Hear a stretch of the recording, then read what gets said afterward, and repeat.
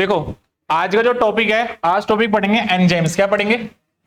Enzymes. ये जो enzymes topic है इससे हर साल क्वेश्चन आता है, एक क्वेश्चन पर ईयर आता है एंजाइम से। ठीक है, तो इस एंजाइम टॉपिक को डिस्कस करेंगे। एंजाइम्स टॉपिक होता क्या है? सबसे पहले एंजाइम्स की बात करेंगे तो इसके अंदर 3 लेक्चर लगने वाले हैं। 3 लेक्चर में पूरा एंजाइम्स खत्म हो जाएगा। समझ आ रहा है? तो तीनों लेक्चर में एंजाइम टॉपिक रखेगा, कॉपी और पेन निकाल लेना और सुनते रहो। एंजाइम्स को डिस्कस करेंगे। एंजाइम्स क्या होता है? सबसे पहले एंजाइम, इसको ब्रेक करते हैं 2 पार्ट्स में, एन और एक लिख रहा है जाइम। समझ आ रहा है? तो इसको ब्रेक करते हैं 2 पार्ट्स में, एंजाइम्स। देखो एन का मतलब होता है इन, क्या होता है? और जाइम का मतलब होता है ईस्ट, क्या होता है? ईस्ट। ध्यान से सुनना। सबसे पहले हमने एंजाइम्स को ब्रेक करा 2 पार्ट्स में, एन का मतलब इन और जाइम का मतलब ईस्ट। तो एंजाइम जो है सबसे पहले ईस्ट के अंदर आइसोलेट और डिस्कवर हुआ था। समझ आ गया? एंजाइम जो है सबसे पहले जो डिस्कवर हुआ था वो किसके अंदर हुआ था? ईस्ट के अंदर। तो इन और प्लस जाइम। इन का मतलब क्या होता है? इन, और जाइम का मतलब ईस्ट। तो ये सबसे पहले किस में डिस्कवर हुआ था? ईस्ट के अंदर। और जो ईस्ट के अंदर जो डिस्कवर हुआ था उस एंजाइम का नाम था जाइमेज। क्या नाम था? जाइमेज। ये जाइमेज एक एंजाइम है जो सबसे पहले ईस्ट के अंदर ये डिस्कवर हुआ था। अब ये डिस्कवर करने वाले साइंटिस्ट थे, पहले देखो इसके हम साइंटिस्ट के नाम लिखेंगे। साइंटिस्ट कौन कौन से साइंटिस्ट का कंट्रीब्यूशन रहा है एंजाइम्स के बारे में। सबसे पहले साइंटिस्ट की बात करते हैं। जो जाइमेज जो टर्म है ईस्ट के अंदर जो आइसोलेट किया था वो किसने दिया था? तो इसको डिस्कवर्ड एंड आइसोलेटेड, डिस्कवर्ड और आइसोलेटेड किया था एक साइंटिस्ट थे। उन साइंटिस्ट का नाम था बकनर। क्या नाम था? Bucknor, BUCHNER। ये बकनर नाम के साइंटिस्ट थे जिन्होंने जाइमेज को डिस्कवर किया था किसके अंदर? ईस्ट के अंदर। समझ आ गया?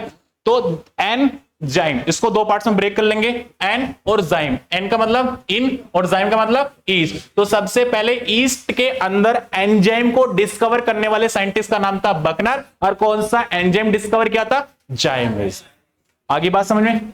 अब ये जो एंजाइम जो टर्म है, एंजाइम जो टर्म है, ये टर्म किसने दी थी? टर्म गिवन बाय, ये टर्म दी थी एक साइंटिस्ट थे कूने। ये कूने नाम के एक साइंटिस्ट थे जिन्होंने एक टर्म एंजाइम टर्म दी थी। तो कोई ये जो साइंटिस्ट के नाम है ये हमको याद रखने, क्या पता एक साइंटिस्ट का नाम भी पूछ लिया जाए। समझ आ गया? तो ये चीज याद रखना, एंजाइम का मतलब क्या होता है? इन और ईस्ट। ईस्ट के अंदर सबसे पहले ये डिस्कवर किया था बकनर ने किया था। कौन सा एंजाइम था? जाइमेज। इस टर्म को किसने दिया था? कूने एक साइंटिस्ट थे जिन्होंने एंजाइम टर्म दिया था। समझ आ गया? अब एक और नाम आता है। अब इस एंजाइम को, ये जो एंजाइम है इस एंजाइम को देखो, एक एक एनसीईआरटी की लाइन क्लियर करूंगा। एक एक लाइन क्या होती है एनसीईआरटी के अंदर, कौन सी लाइन क्या कहने वाली है, समझ में आ रहा है? लेकिन पहले फोकस से ध्यान से सुनते रहना। जो एंजाइम जो वर्ड है इसको प्यूरिफाई और क्रिस्टलाइज्ड,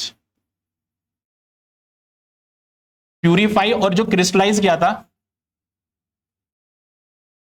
एंजाइम, प्यूरिफाइड और क्रिस्टलाइज, वो किसने किया? एक और साइंटिस्ट थे, उसका नाम था जेबी Sumner.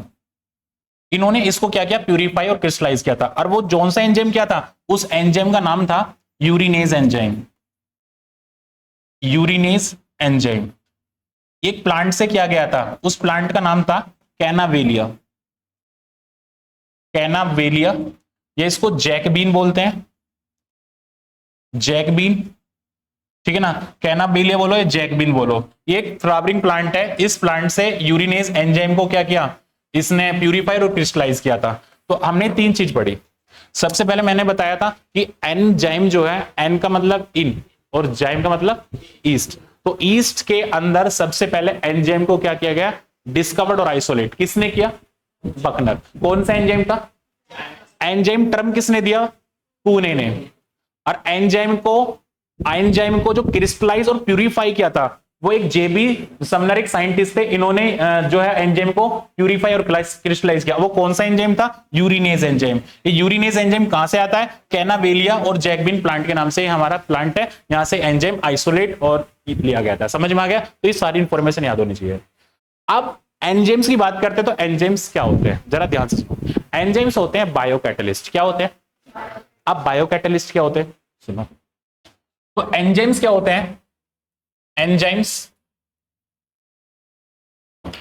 Are biocatalyst. Enzymes are biocatalyst. अब ये बायोकैटलिस्ट क्या होते हैं सुनो, डायरेक्ट एनसीईआरटी की लाइन। कैटलिस्ट द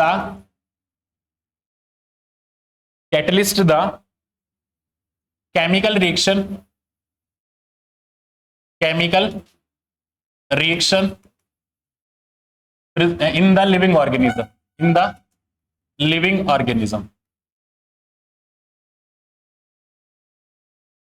जरा ध्यान से सुनो।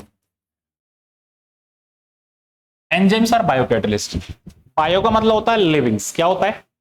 लिविंग्स के अंदर जो भी मेटाबॉलिज्म चलता है, लिविंग्स के अंदर जो भी मेटाबॉलिज्म चलता है उसी को बोलते हैं बायोकैटलिस्ट। क्या बोलते हैं? ठीक है ना। Catalyst the chemical reaction in the living organism. Livings organism के अंदर जो भी केमिकल रिएक्शन चलती है, अच्छा मुझे बताओ मेटाबॉलिज्म चलता है नहीं चलता है? तो लिविंग्स के अंदर जो भी केमिकल्स रिएक्शन चलती है, एनाबॉलिज्म, कैटाबॉलिज्म, उसी को बोलते हैं बायोकैटलिस्ट। ये आउटसाइड वाला नहीं, ये इनसाइड वाला जो लिविंग्स के अंदर चलती है उसको बोलते हैं बायोकैटलिस्ट। अच्छा एक रिएक्शन तो ऐसी हो रही है जो बाहर परफॉर्म करा रहे हैं, बट वो बायोकैटलिस्ट नहीं है।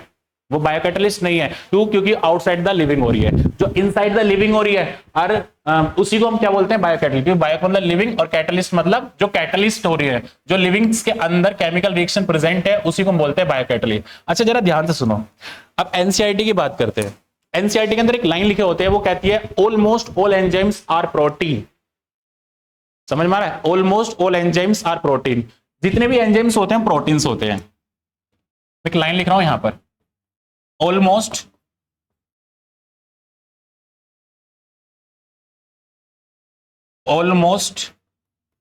All enzymes are protein but there some nucleic acids behave that like enzymes। इस लाइन का मतलब समझना। और वो एंजाइम्स कौन सा होता है? राइबोजाइम। अच्छा इस लाइन का मतलब समझना है क्या लिखिए। देखो यहां लिखा है almost all enzymes are proteins. अच्छा एक बात बताओ, अगर मैं इस ऑलमोस्ट को हटा दूं तो ये लिख जाएगा ऑल एंजाइम्स आर प्रोटीन्स। अब एनसीईआरटी बोलती है almost all enzymes are protein but there some nucleic acids behave that like enzyme. कुछ न्यूक्लिक एसिड्स भी होते हैं, जो एंजाइम्स होते हैं कुछ न्यूक्लिक एसिड्स भी होते हैं, इसलिए एनसीईआरटी ऑलमोस्ट वर्ड लगा दी है। समझ में आ गया?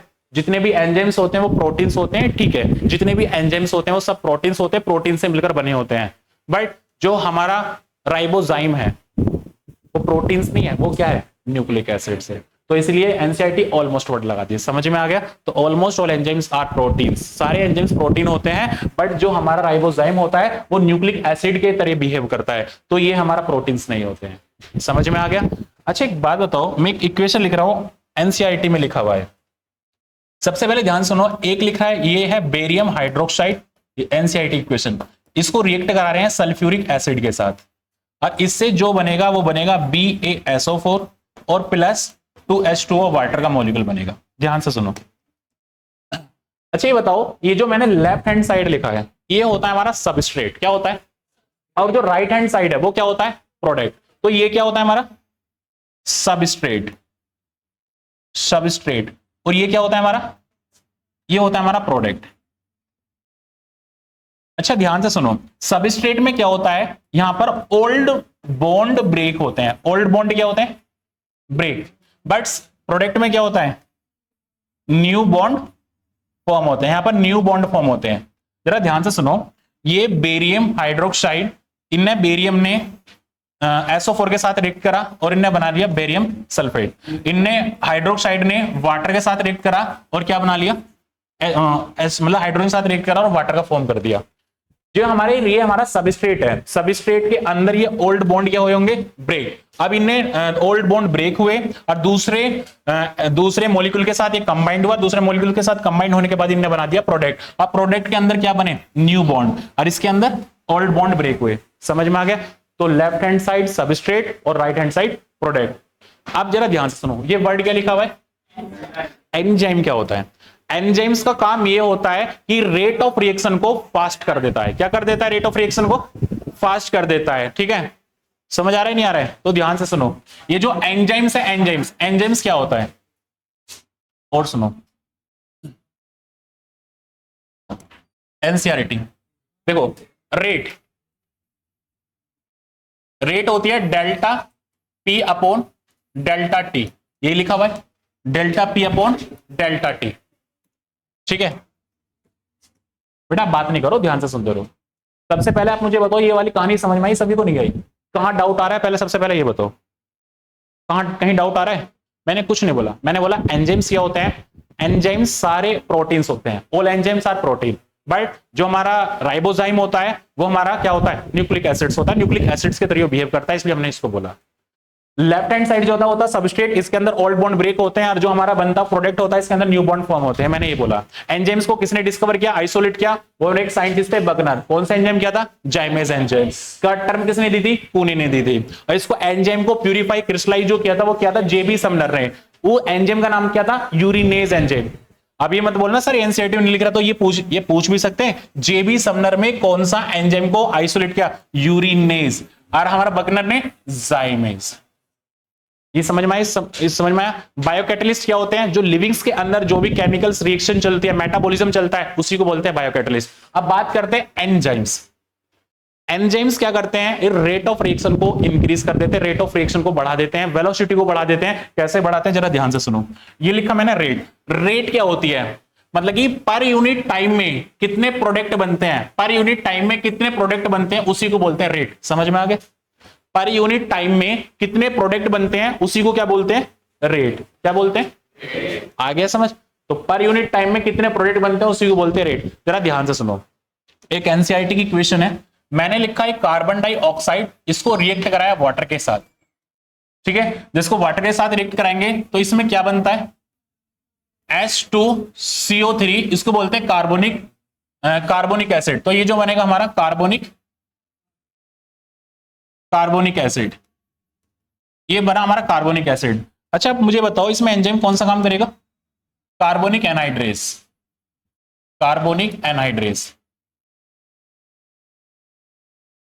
ये कार्बोनिक एनहाइड्रेस एंजाइम है, इसको हम CA भी बोल सकते हैं, कार्बोनिक एनहाइड्रेस। ठीक है, जरा ध्यान से सुनो। मुझे बताओ ये जो है, क्या इसको मैं सबस्ट्रेट बोल दूं, ये हमारा सबस्ट्रेट है, और ये क्या है हमारा प्रोडक्ट,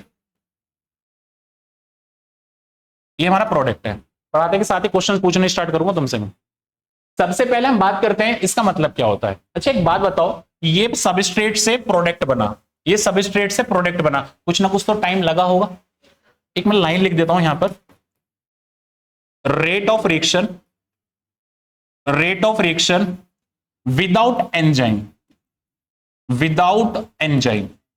बिना एंजाइम की जो रेट ऑफ रिएक्शन होगी वो होगी हमारे यहां पर 200 मॉलिक्यूल्स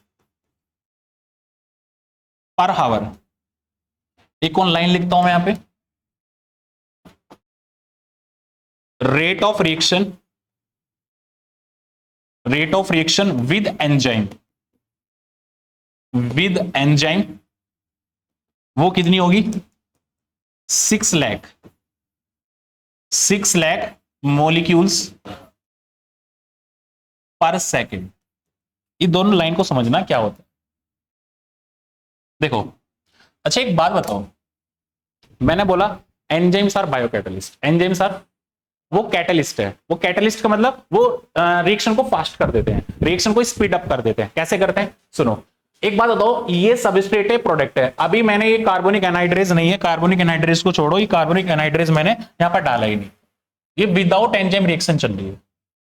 मुझे बताओ ये सबस्ट्रेट से प्रोडक्ट में कन्वर्ट होगा ही होगा या नहीं होगा, होगा। टाइम ज्यादा लगेगा, टाइम अच्छा एक बात बताओ, अगर मैंने इसके अंदर एंजाइम नहीं डाला तो मुझे बताओ क्या सबस्ट्रेट प्रोडक्ट में चेंज होगा? होगा। लेकिन सबस्ट्रेट से प्रोडक्ट जब चेंज होगा तो कितने मॉलिक्यूल बनेंगे? 200 मॉलिक्यूल बनेंगे। कितनी देर में? 1 घंटे के अंदर। अगर मैंने इसके अंदर जो है मैंने एंजाइम डाल दिया तो मुझे बताओ अब क्या होगा? अब 1 सेकंड के अंदर कितने मॉलिक्यूल बनाएगा? 6 लाख मॉलिक्यूल बनाएगा। अच्छा एक बात बताओ, क्या आपको इससे समझ आ रहा है कि एंजाइम डालने से रेट ऑफ रिएक्शन फास्ट हो रही है, प्रोडक्ट्स ज्यादा बनने, और इसी को तो बोलते हैं रेट। पर यूनिट टाइम में कितने प्रोडक्ट बनते हैं उसी को क्या बोलते हैं? रेट। समझ आ गया? अच्छा एक बात और बताओ, क्या एंजाइम्स डालने से क्या रिएक्शन स्टार्ट हो रही है? कोई फर्क नहीं पड़ रहा। प्रोडक्ट डालो या नहीं डालो, एंजाइम मतलब कि बिना एंजाइम के रिएक्शन स्टार्ट भी हो सकती है और बिना एंजाइम के रिएक्शन एक टाइम के बाद खत्म भी हो सकती है। सिर्फ एंजाइम का काम यह है कि रिएक्शन को इंक्रीज कर देगा, रेट को बढ़ा देगा, स्पीड को बढ़ा देगा, वेलोसिटी को बढ़ा देगा। समझ में आ गया? तो ये दोनों पॉइंट्स क्लियर है। Rate of reaction without enzyme कितने बनाएगा? 200 मॉलिक्यूल पर आवर्स, और rate of reaction with enzyme कितने बनाएगा? 6 लाख मॉलिक्यूल पर आवर। समझ में आ गया? एनसीईआरटी के अंदर वर्ड दिया हुआ है वाला। क्लियर है? चलो नेक्स्ट। अगर मैं बोलूं एंजाइम्स की बात करूं, मैं यही लिख दे रहा हूं, ठीक है? Enzymes are macromolecule. मैक्रो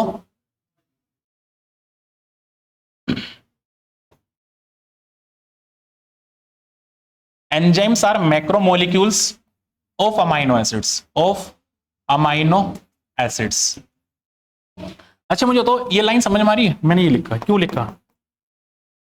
समझ में आ रही है नहीं आ रही है? Enzymes are macromolecule of amino acid. आ रही है नहीं आ रही है? चलो मैं बताता हूं। एंजाइम्स क्या होते हैं? एंजाइम्स क्या होते हैं? बोलो जरा, एंजाइम्स क्या होते हैं? ये क्या लिखा है मैंने? एंजाइम्स आर, वो प्रोटीन्स क्या होते हैं? माइक्रोमोलिक्यूल या मैक्रोमोलिक्यूल? तो समझ में आ गया लाइन? नहीं है? Enzymes are macromolecules of amino acid. समझ में आ गया? एंड एंजाइम synthesized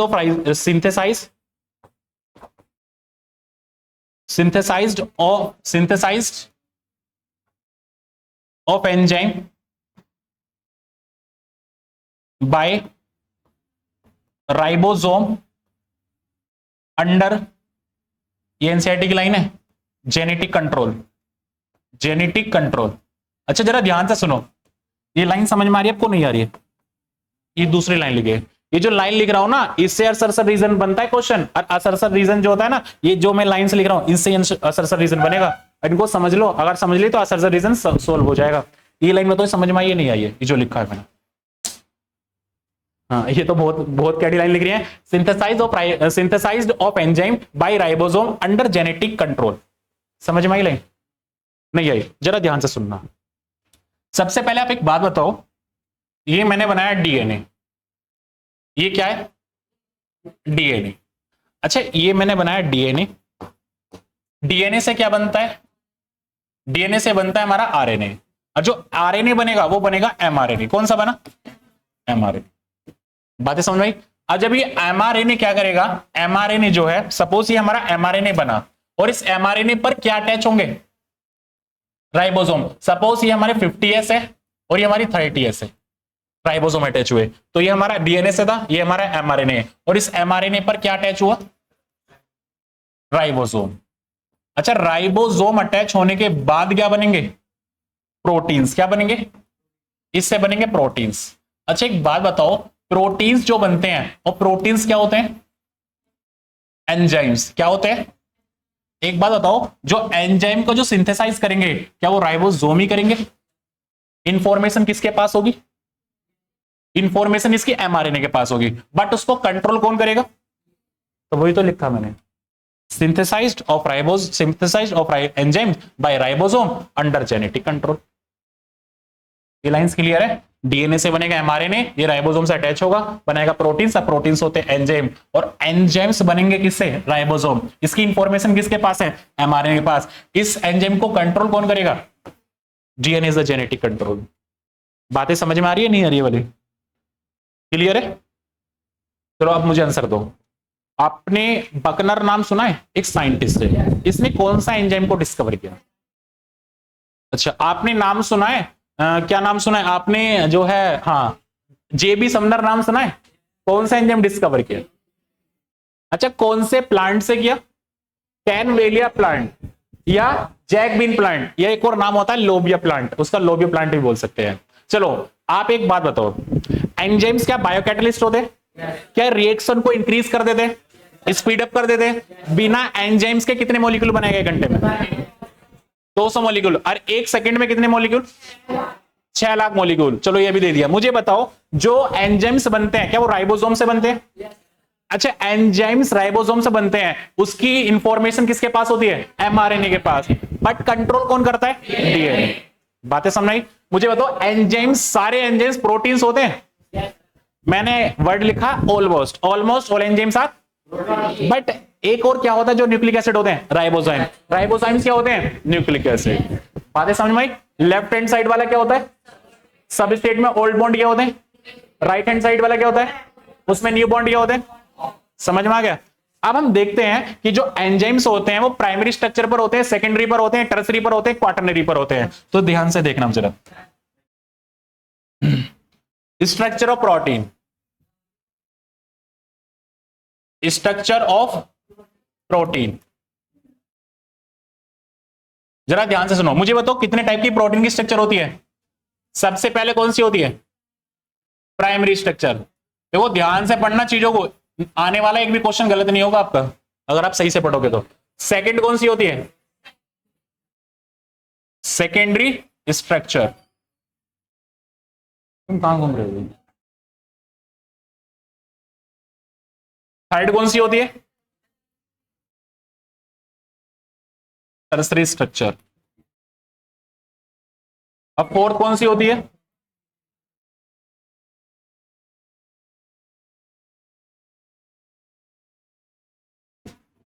सबसे पहले हम बात करते हैं primary structure, secondary structure, tertiary structure और क्वाटरनरी स्ट्रक्चर। अच्छा एक बात बताओ आप मुझे, सबसे पहले एक बात बताओ, मैंने अभी आपसे ये बोला था कि all enzymes are protein. Ribozyme protein नहीं है, राइबोजाइम हमारा न्यूक्लिक एसिड है। क्या सारे प्रोटीन भी एंजाइम्स होते हैं? क्या प्रोटीन की स्ट्रक्चर है प्राइमरी, सेकेंडरी, टर्सरी और क्वाटरनरी, ठीक है ना? लेकिन प्राइमरी स्ट्रक्चर के पास ये हमारी कैसी होती है? मुझे तो सीक्वेंस ऑफ अमीनो एसिड्स होते हैं इसके अंदर। क्या होते हैं इसके अंदर? Sequence of amino acid. ये अमाइनो एसिड की सीक्वेंस होती है। अच्छा एक बात बताओ, मैंने आपको इसमें एक बात लिखवाई थी, ये नॉन फंक्शनल लिखवाया था। क्यों लिखवाया था? It lack active site. इसके पास क्या नहीं थी? एक्टिव साइट की लैक होती है, इसलिए हमारे ये क्या नहीं होते? एंजाइम्स नहीं होते। समझ में आ गया? तो ये प्राइमरी स्ट्रक्चर ऑफ प्रोटीन, ये नॉट सो एंजाइम्स, ये एंजाइम शो नहीं करेगी। एंजाइम शो वो करेगा जिसके पास क्रीविसिस पॉकेट्स होंगे, जो सबस्ट्रेट को फिट कर लेगा। बट यहां पर सबस्ट्रेट ही फिट नहीं होगा, सबस्ट्रेट फिट नहीं होगा तो मुझे बताओ क्या वो एंजाइम का रोल करेगा? नहीं, तो वो तो नॉन फंक्शनल हो जाएगा ना। समझ में आ गया? सेकंड, अगर हम सेकंड की बात करें, मुझे तो क्या इट इज हेलिकली स्ट्रक्चर थी? It is helically structure. मुझे बताओ ये हेलिकली स्ट्रक्चर थी। इस हेलिकली स्ट्रक्चर भी मैंने बताया था, ये भी कैसे होते हैं? Non functional. और इट हैव ऑल्सो इसके पास भी क्या होगी? Lack active site. Lack active site, इसके पास भी एक्टिव साइट नहीं होगी। क्या बातें समझ में आई? आगे नहीं आए? उसके बाद मैंने आपको पढ़ाया था टर्सरी स्ट्रक्चर। टर्सरी स्ट्रक्चर की बात करेंगे तो ये कैसी होती है? कैसी होती है बोलो? Globular structure. कैसी होती है? Globular structure. बट इसके पास क्या होते हैं? But they have active site. होगी इसके पास एक्टिव साइट बिकॉज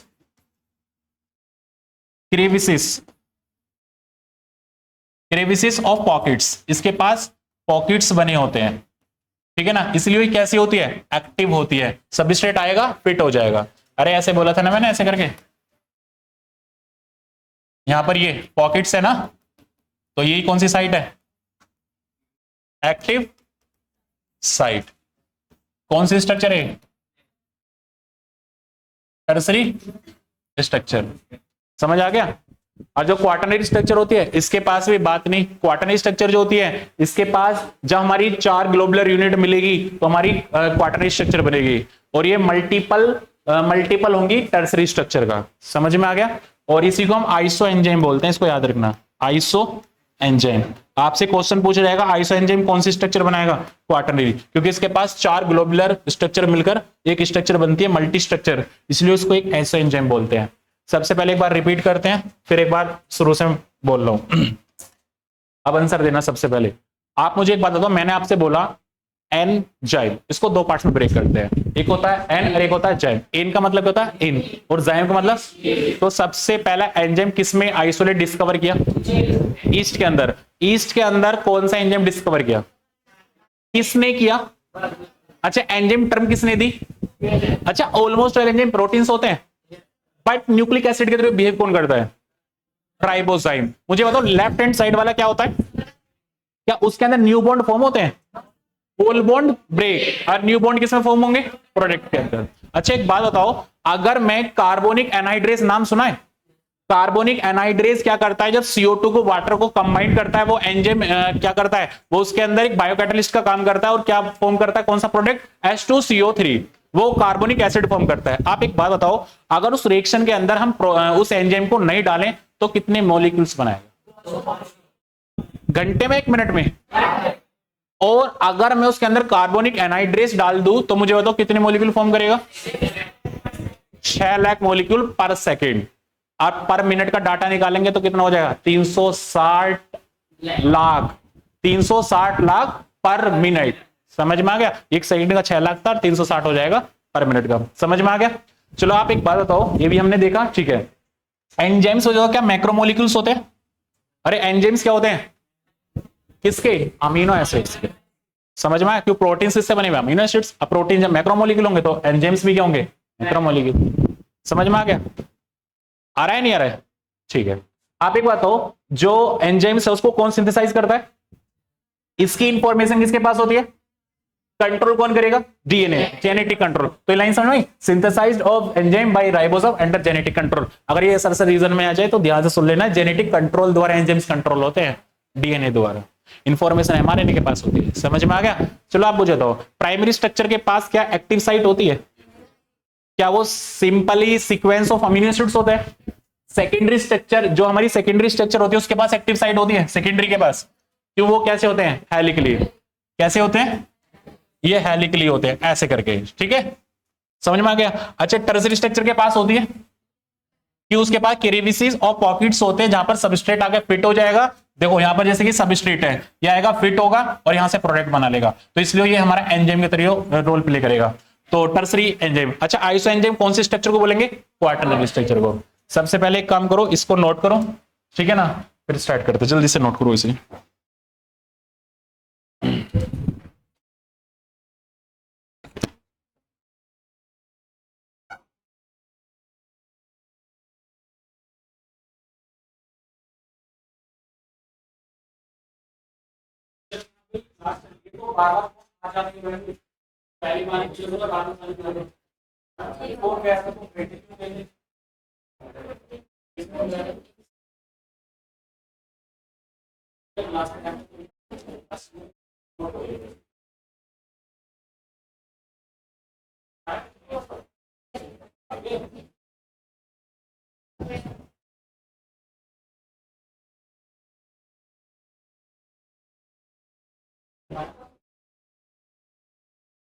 पहली बार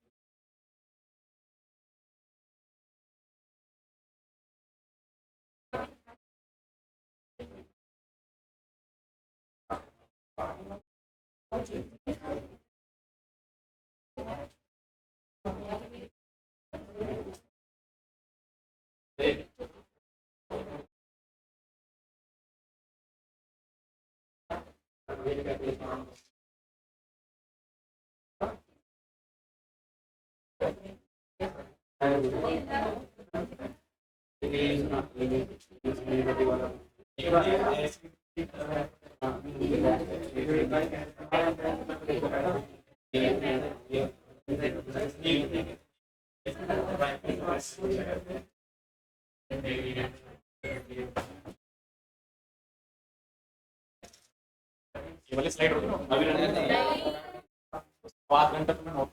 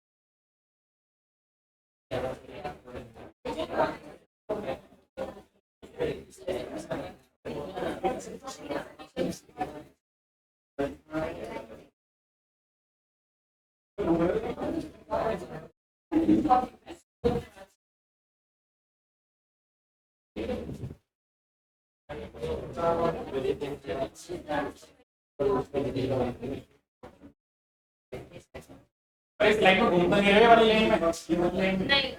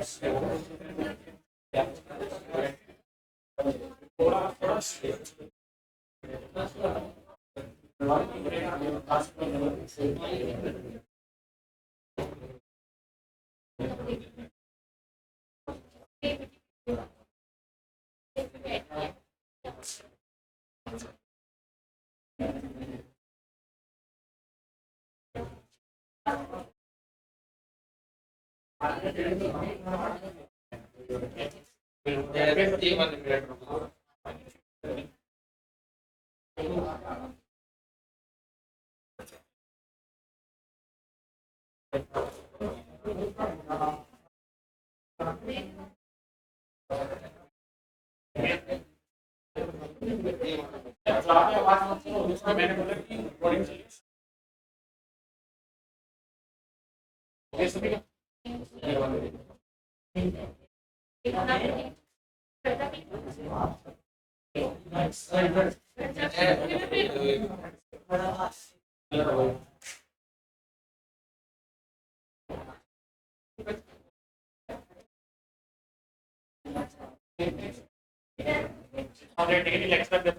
थोड़ी देर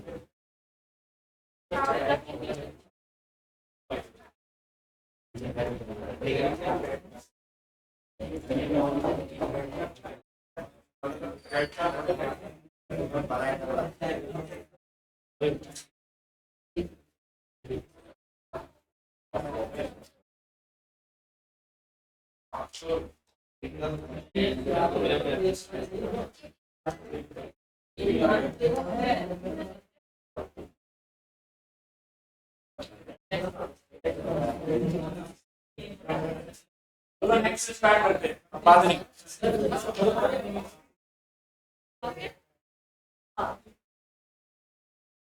You have only 2 minutes.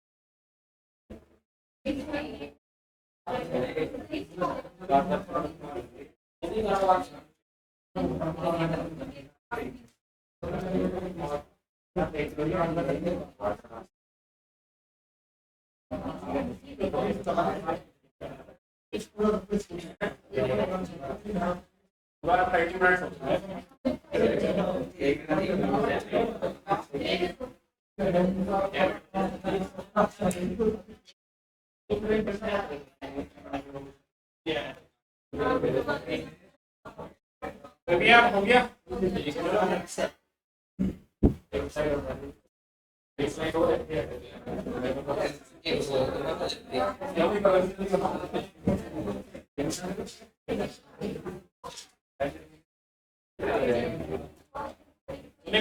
Scan ले लेना, ठीक है? आगे स्टार्ट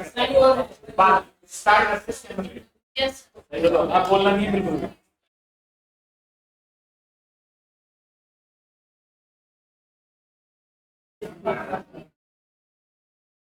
चलो ये वाला हो गया।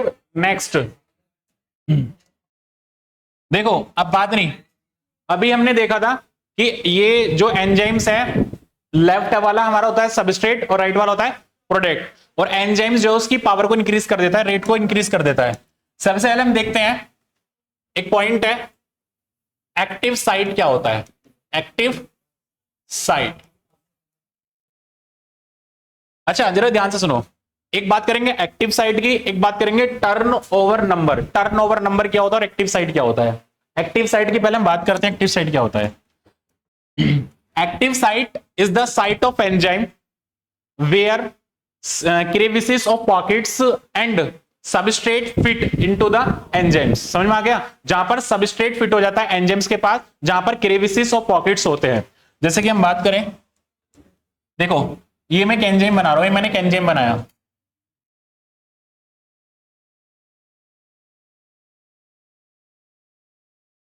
ये मैंने एक एंजाइम बनाया, ठीक है। इस एंजाइम पर क्या है, ये हमारा सबस्ट्रेट है, ये हमारा सबस्ट्रेट है, ये है हमारा एक एंजाइम, और ये क्या हमारा सबस्ट्रेट। अच्छा ये जो है ना, इसको बोलते हैं, देखो इस एंजाइम के अंदर जो है क्रेविसिस और पॉकेट्स निकली हुई होती है। यहां पर जो होती है क्रेविसी ऑफ पॉकेट्स होती है, ठीक है, जिसको हम बोलते हैं एक्टिव साइट।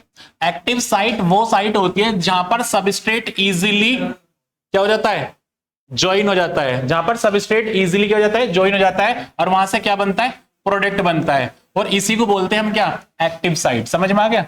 तो एक्टिव साइट क्या होती है, मैं लिख दूं यहां पर, एक्टिव साइट क्या होती है, active site of enzyme, active site of enzymes have crevice of pockets,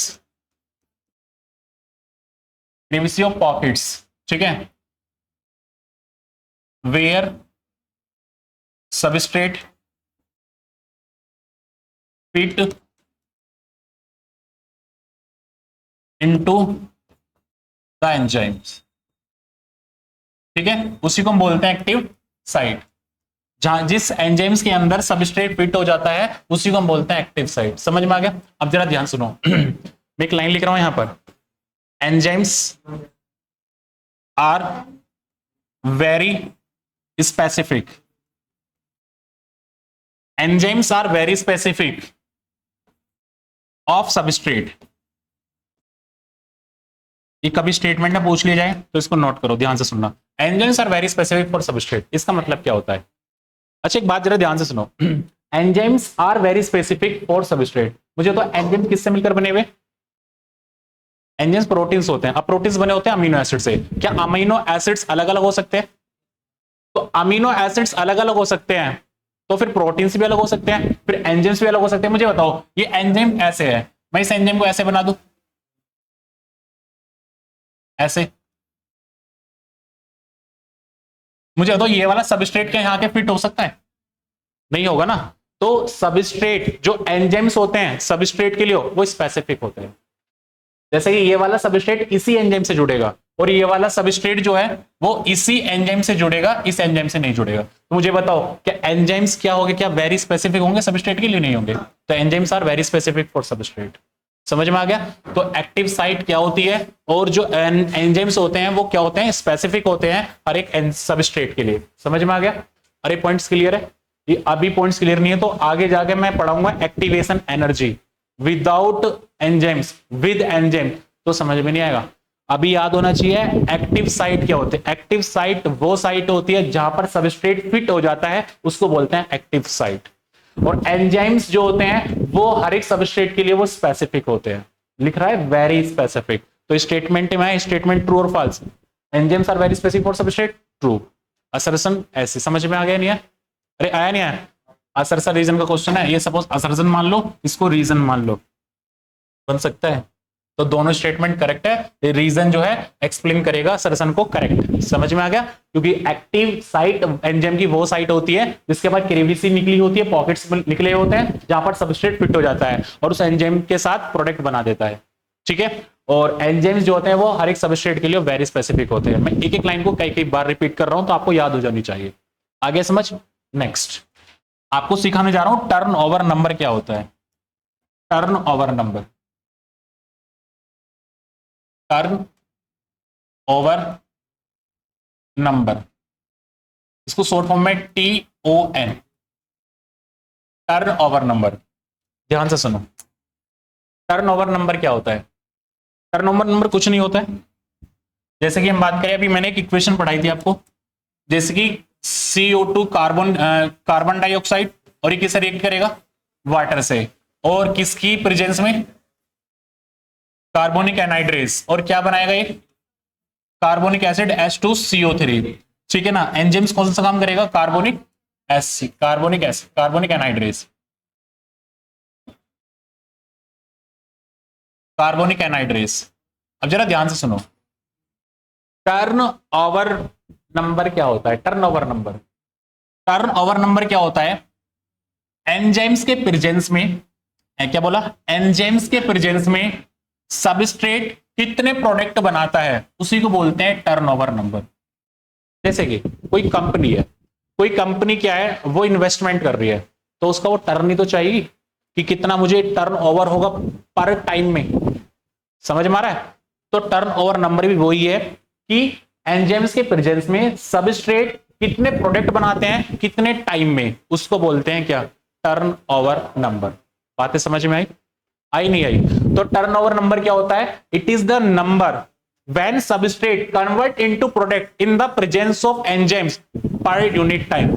per unit time में कितने प्रोडक्ट बनते हैं कितने सबस्ट्रेट से, मतलब सबस्ट्रेट कितने प्रोडक्ट में कन्वर्ट हो जाता है प्रेजेंस ऑफ टाइम में, प्रेजेंस ऑफ एंजाइम, और पर यूनिट टाइम कितने टाइम में। समझ में आया? तो वही तो लिखा मैंने, रेट। यहां पर रेट आ गई ना। रेट क्या होता है? Delta product upon delta time. तो कितने प्रोडक्ट बनते हैं पर यूनिट टाइम में in the presence of enzymes, उसको बोलते हैं क्या? Turn over number. समझ में आ गया? आया नहीं आया? और रेट क्या होती है? रेट क्या होती है? रेट बस ये होती है कितने प्रोडक्ट बनते हैं पर यूनिट टाइम में, उसको रेट बोलते हैं। और टर्न ओवर क्या होता है? टर्न ओवर नंबर, कितने प्रोडक्ट बनते हैं पर यूनिट टाइम में एंजाइम्स के प्रेजेंस में, उसको बोलते हैं टर्न ओवर नंबर। समझ में आ गया? अरे आया नहीं आया? केमिकल रिएक्शन का रेट का मतलब होता है कि कितने प्रोडक्ट बनते हैं पर यूनिट टाइम में, उसको बोलेंगे क्या? रेट।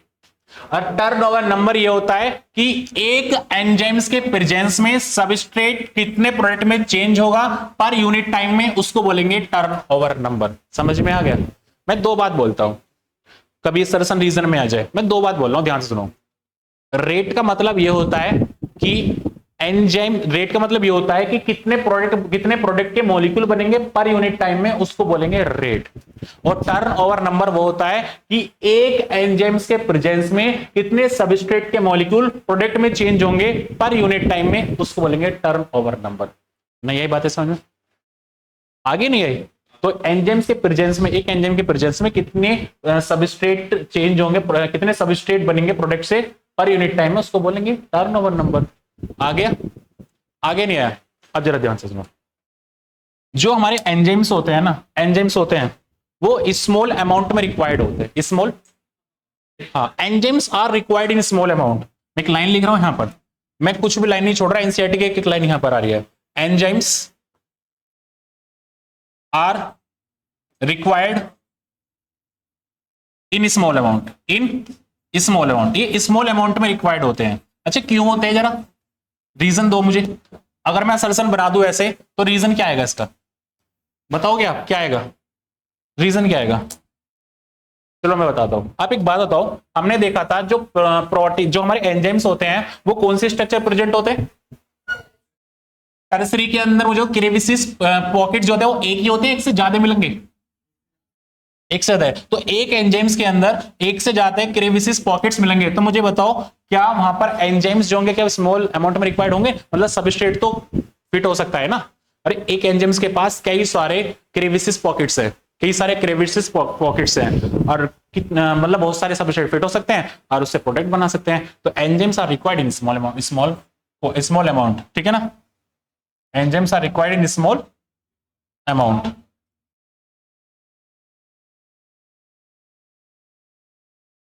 बातें समझ में आई?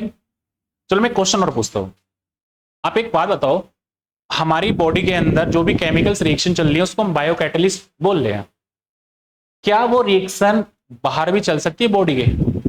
बिल्कुल। अगर हम सेम एनवायरनमेंट रखें बॉडी के अकॉर्डिंग, बाहर अगर सेम एनवायरनमेंट रखें, टेम्परेचर वही रखें, मीडियम वही रखें, तो वो हमारी जो केमिकल रिएक्शन है वो आउटसाइड भी सेम चलेगी। समझ में आ गया? तो मैंने बोला जो हमारी बॉडी के अंदर जो भी केमिकल्स रिएक्शन चलती है, जो बायोकैटलिस्ट के द्वारा केमिकल्स रिएक्शन चलती है, अगर उसको लैब में करा दिया जाए तो सेम रिएक्शन चलेगी। कब? जब सेम अंदर का एनवायरनमेंट, वो बाहर एनवायरनमेंट ऐसे रख दो, जो अंदर मीडियम मिल रहा था रिएक्शन के लिए वो बाहर मीडियम ऐसे रख दो, तो सेम ही चलेगी। समझ में आ गया? दोनों पॉइंट्स। एक पॉइंट्स और बोलता हूं, एनसीईआरटी डायरेक्ट। एक तरफ लिख रहा हूं मैं बायोकैटलिस्ट, बायोकैटलिस्ट, बायोकैटलिस्ट एंजाइम्स, ठीक है? और एक तरफ लिखता हूं मैं inorganic catalyst, in organic catalyst.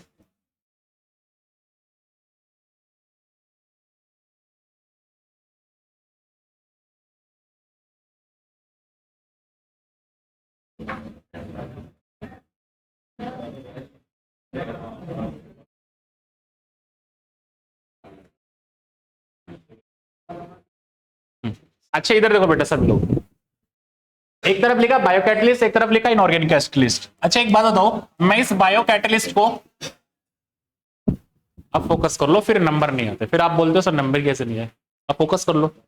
Biocatalyst को बोल दो मैं ऑर्गेनिक कैटलिस्ट, ऑर्गेनिक कैटलिस्ट। अच्छा ऑर्गेनिक कैटलिस्ट क्यों बोला, बोलो जरा, ऑर्गेनिक कैटलिस्ट क्यों बोला? क्योंकि आप मुझे दो, जो बायोकैटलिस्ट एंजाइम्स होते हैं क्या वो हमारे प्रोटीन से मिलकर बने होते? प्रोटीन से मिलकर बने, और प्रोटीन किससे मिलकर बने होते? Carbon, hydrogen, oxygen. तो इसलिए हम इसको क्या बोलेंगे? Organic catalyst. समझ आ गया? एक होते हैं ऑर्गेनिक कैटलिस्ट और एक होते हैं इनऑर्गेनिक कैटलिस्ट। अब ये बायोकैटलिस्ट क्या होते हैं, सुनो। बायोकैटलिस्ट क्या होते हैं? ऐसे जो हमारी एंजाइम्स होते हैं ये थर्मोसेंसिटिव होते हैं। कैसे होते हैं? हाँ, बायोकैटलिस्ट एंजाइम्स आर थर्मोसेंसिटिव। कैसे होते हैं? तो मैं एक लाइन लिख रहा हूं, bio catalyst enzymes are thermosensitive. Thermosensitive, ये थर्मोसेंसिटिव होते एंड एनसीईआरटी डायरेक्ट है get damage high temperature, high temperature से above 40 degree Celsius.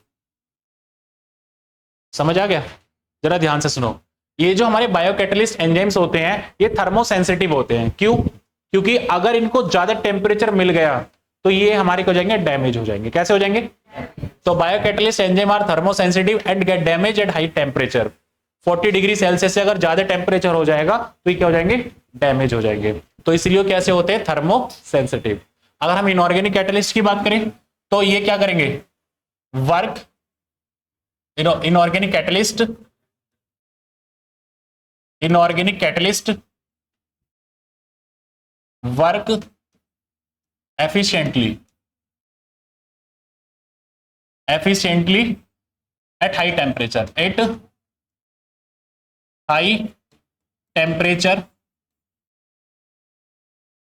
and pressure।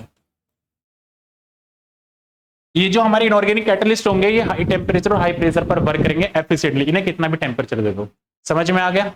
अच्छा एक बात बताओ, कोई ऐसे भी बायो कैटलिस्ट है जो हाई टेम्परेचर पर वर्क कर सकते हैं? आपकी एनसीईआरटी का एग्जांपल है, इसमें नहीं होगा तो 12th की एनसीईआरटी में होगा। बायोटेक्नोलॉजी पढ़ रखी होगी आपने, उसके अंदर पीसीआर पढ़ रखा होगा, उसके अंदर थर्मस एक्वेटिकस नाम से बैक्टीरिया पढ़ रखा है? हाँ, तो सुनो जरा ध्यान से, अब बात नहीं, मैं एक लाइन लिख रहा हूं यहां पर बात नहीं।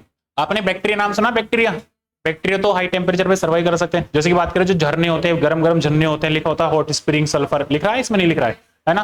तो उन झरने में जो बैक्टीरिया होते हैं तो वो हाई टेम्परेचर पर सर्वाइव कर सकते हैं। समझ में आ गया? तो वो जो बैक्टीरिया होते हैं वो थर्मस एक्वेटिकस का नाम का बैक्टीरिया है, उसके अंदर जो एंजाइम्स को आइसोलेट करते हैं वो करते हैं टेक पॉलीमरेज, याद रखना। तो एक बैक्टीरिया है, bacteria survive eight high temperature, ये हाई टेम्परेचर पर सर्वाइव कर सकते हैं एट हाई टेम्परेचर, ठीक है ना? थर्मस एक्वेटिकस कौन सा एंजाइम होता है? Polymerase, Taq polymerase enzymes. अच्छा एक बात बताओ, क्या ये बायोकैटलिस्ट है? नहीं है, बिल्कुल है, क्योंकि बैक्टीरिया लिविंग्स होते हैं और लिविंग्स के अंदर ये टॉलरेट कर सकते हैं हाई टेम्परेचर को। जब टॉलरेट कर सकते हैं तो टेक पॉलीमरेज जो होता है वो एक बायोकैटलिस्ट होता है, तो इसको फेल कर देता है। इसको समझ में आ गया? अरे समझ में? तो ये इनऑर्गेनिक कैटलिस्ट कहता है कि हम हम ज्यादा टेम्परेचर भी वर्क कर सकते हैं, लेकिन फिर ये कहता है बैक्टीरिया कि हम तुमसे ही ज्यादा उस्ताद है, कि हम लिविंग हैं लेकिन तब भी हम हाई टेम्परेचर वर्क कर सकते हैं। तो थर्मस एक्वेटिकस एक बैक्टीरिया, ये टेक पॉलीमरेज इसके अंदर एंजाइम्स को आइसोलेट करते हैं और ये वर्क एफिशिएंटली कर सकता है हाई टेम्परेचर पर भी। समझ में आ गया? ये बातें समझ में आई नहीं आई? एनसीईआरटी की डायरेक्ट लाइन लिखी हुई है सब कुछ, ठीक है? तो चलो आप एक बात बताओ मुझे, मैंने अभी आपको ये वाला पढ़ाया एक्टिव साइट्स। सबसे पहले आप मुझे बताओ, क्या एक्टिव साइट उस साइट को बोलेंगे जिस एंजाइम्स के पास जहां पर सबस्ट्रेट पुट होगा उसको एक्टिव साइट बोलेंगे? क्या उस एंजाइम के पास क्रेविसिस पॉकेट्स निकली होंगी? नहीं निकली होंगी।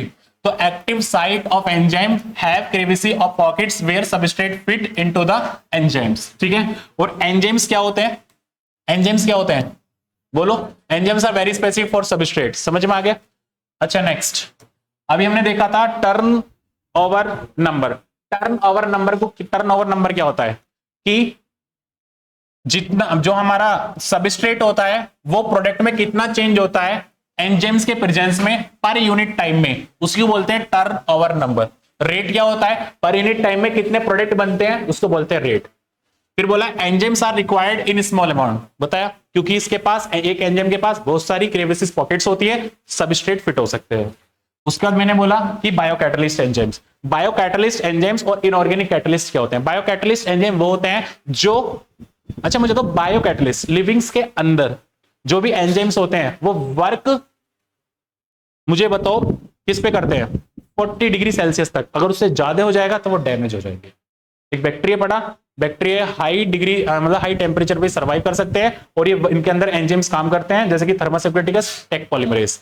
और हमने इनऑर्गेनिक कैटलिस्ट पढ़ा, इसके अंदर जो वर्क करेंगे वो एफिशिएंटली कर सकते हैं हाई प्रेशर हाई टेम्परेचर। समझ में आ गया? अच्छा एक बात बताओ, ये जो एंजाइम्स होते हैं बॉडी के अंदर, ये एक्टिव फॉर्म में होते हैं, इनएक्टिव फॉर्म में भी पड़े रहते हैं? अगर इन्हें जरूरत होगी तो एक्टिव फॉर्म में होंगे, जरूरत नहीं होगी तो इनएक्टिव फॉर्म में होंगे। और जो इनएक्टिव फॉर्म में पड़े होते हैं उसको बोलते हैं, जैसे कि बात करें एंजाइम्स जब इनएक्टिव फॉर्म में होते हैं, मैं यहां लिख रहा हूं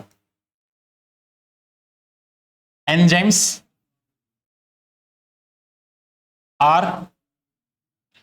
are not work, enzymes are not work. जब एंजाइम वर्क नहीं करते, ठीक है ना, तो किस फॉर्म में होते हैं? Inactive form. उसको बोलते हैं जाइमोजन। क्या बोलते हैं? जाइमोजन। जैसे कि हम बात करें, आपने नाम सुना है ट्रिप्सिनोजन? Trypsinogen, trypsinogen. मुझे बताओ लास्ट में क्या रहा है? जन। अच्छा, ट्रिप्सिनोजन एक्टिव कब होते हैं? एक्टिव होंगे जब किस में होंगे? ट्रिप्सिन में। ट्रिप्सिन में ही एक्टिव हो जाते हैं, ठीक है। तो अब ये कैसे हैं इसमें? इनएक्टिव। ट्रिप्सिनोजन, आपका नाम है पेप्सिनोजन। पेप्सिनोजन वो हमारा पेप्सिन में कन्वर्ट हो जाता है जब एक्टिव हो जाता है। तो पॉइंट समझ में आ गया? आगे नहीं आया? अरे आ गया, चलो इसे नोट करो, सबसे पहले इसे नोट कर लो। टाइम हो गया? अरे टाइम हो गया, चलो तो बाय बाय आपको भी, ठीक है।